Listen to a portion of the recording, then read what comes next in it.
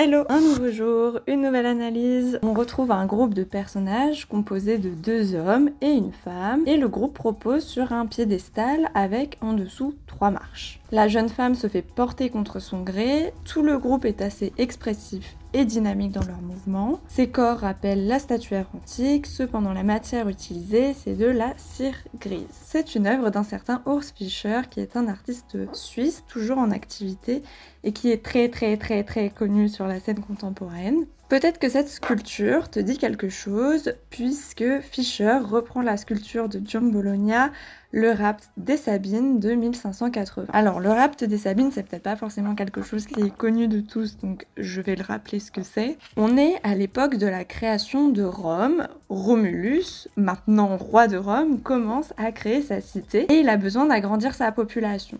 Donc il va accepter absolument tout homme qui veut en faire partie.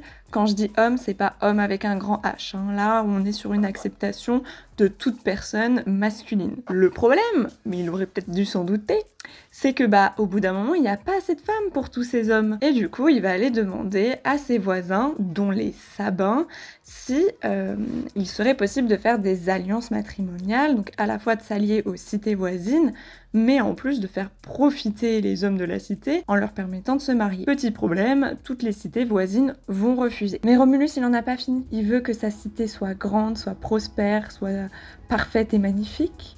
Et il va tendre un petit piège. Il va inviter les Sabins à une fête. Les Sabins vont bien entendu venir avec leurs filles, leurs sœurs, leurs cousines non mariées, etc., etc. Et pendant que tout le monde sera occupé à festoyer et sera trop occupé en fait à se divertir, ils vont baisser leur garde et c'est à ce moment-là que les Romains célibataires vont enlever les Sabines et les marier de force. Il y a une suite à cette histoire, mais je vais m'arrêter là parce que c'est vraiment ce moment-là qui est représenté sur cette sculpture. La femme est une Sabine qui est dans les bras d'un Romain, qui se fait enlever par un Romain.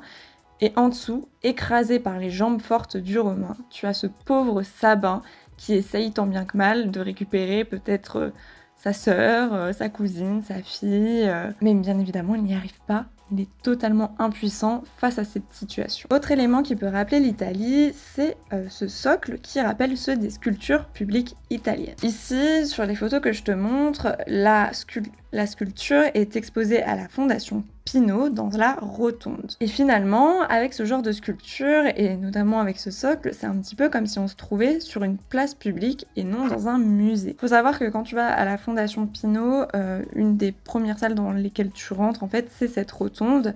Du coup, ça fait vraiment un lien avec la rue dont tu proviens, cet espace de la rotonde où tout visiteur peut se croiser, s'entrecroiser, etc. pour aller dans les différentes galeries. Mais du coup, tu dis, oui, super, Fischer, il a juste fait un copier-coller de la sculpture italienne, super, génial, on s'en fiche un petit peu. Mais en fait, ce qui va changer, c'est que, comme je te l'ai dit, c'est pas en marbre, c'est en cire, puisque tout simplement, cette sculpture est une bougie géante. Elle est pensée pour se détériorer tout au long d'une exposition. Ici, c'était l'inauguration de la fondation et de sa première exposition en 2021. On va partir d'une sculpture parfaite qui, en histoire de l'art, serait considérée quand même comme un chef-d'œuvre, comme ce qu'il y a de plus parfait, de plus lisse, etc.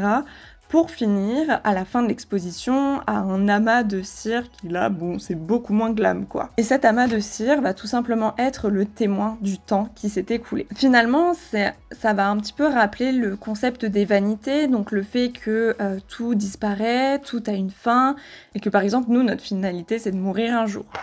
Mais avec Fischer, c'est pas ça qu'il dit. L'œuvre, elle va pas disparaître, elle va juste changer de forme, et cette forme va naître grâce au temps qui s'est écoulé. Finalement, on ne peut rien figer ou arrêter, mais les choses se transforment. Ça rappelle bien évidemment la citation « Rien ne se perd, tout se transforme ».